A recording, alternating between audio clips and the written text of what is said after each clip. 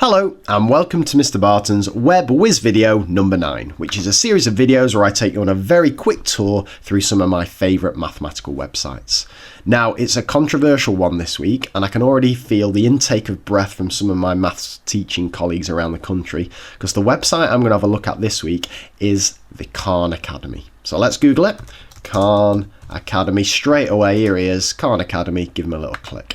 Now, if you haven't heard about this website or you haven't visited this website, what it is, it's over 2,600 videos, not just exclusively mathematics, covering a whole host of topics, but the maths coverage is probably the most comprehensive. If I just scroll down, I'll just show you some of the topics. So if I look at algebra, that's the basic algebra playlist, and as it says at the top, this is the one to start with if you've never met algebra before. Look at the number of things covered there. There's algebra worked examples, fair few of them. There's basic arithmetic, then we get a bit of art history chucked in there. It's in alphabetical order, this.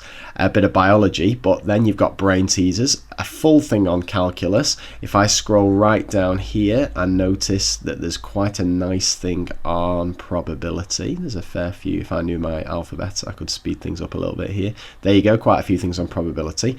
And all the videos follow a very similar theme. They are just basic. There's a guy chatting, an American guy, chatting whilst he writes on an electronic blackboard.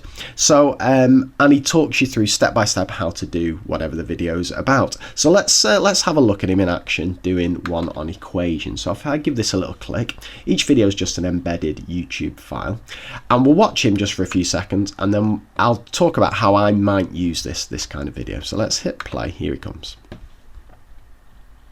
Let's try to solve a more involved equation.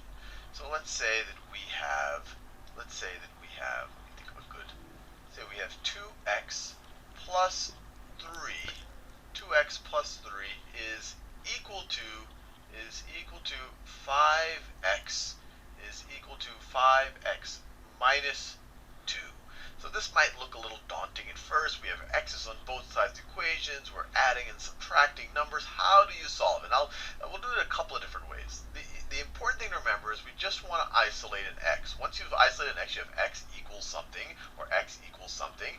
You're done. You've solved the equation. You can actually go back and check whether that works. So what we're going to do is just do a bunch of operations on both sides of the equation to eventually isolate the x. But while we do those, I actually want to visualize what's occurring, because I don't want you to just say, oh, what are the rules or the steps of solving equations, and I forgot whether this is allowed or that isn't allowed. If you visualize what's happening, it'll actually be common sense what's allowed.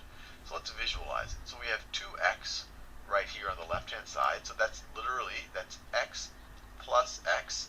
And then you have plus 3. Plus 3, I'll do it like this. So that's equal to plus 1, plus 1, plus 1. Okay, and I guess you can get a bit of an idea of where he's going there. If you want to watch the rest of the video, just hop online and have a view of it. But he goes on to talk about the balance method, and he has a nice little visualization that appears there. And I'll be honest with you, I like it. I think it's a nice, solid explanation of equations. Now, the problem you've got here is, how on earth would you use this in the classroom?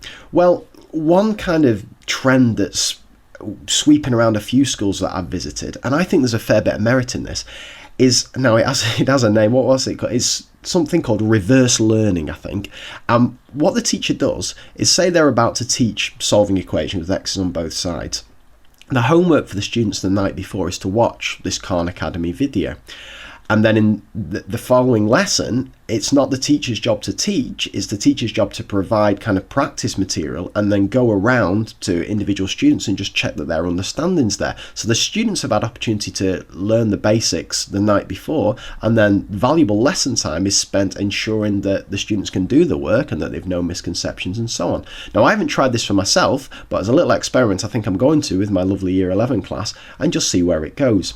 Now, the coverage, as I've said, for maths is absolutely ridiculous. Everything's covered. There's some lovely little brain teasers. I haven't got time to flick on them now, but if you scroll down to the brain teasers section, there's a great one about people with blue foreheads that got me thinking for a bit, that I'm a big fan of. But what I will say at this stage is, if you are going to go down this route, I think there's a big argument of just quickly doing it yourself, because nobody can teach the way that you want to teach. There's always going to be some word that a video online uses differently, or even if you use My Maths or something, some explanation isn't going to be as clear to your students as if you were to say it yourself. And these videos don't take long to knock up at all. Last week in my Whizz one, I showed you a link from Colleen Young's blog where it went to an online interactive whiteboard. Now that's your tool for writing straight away sorted, completely free.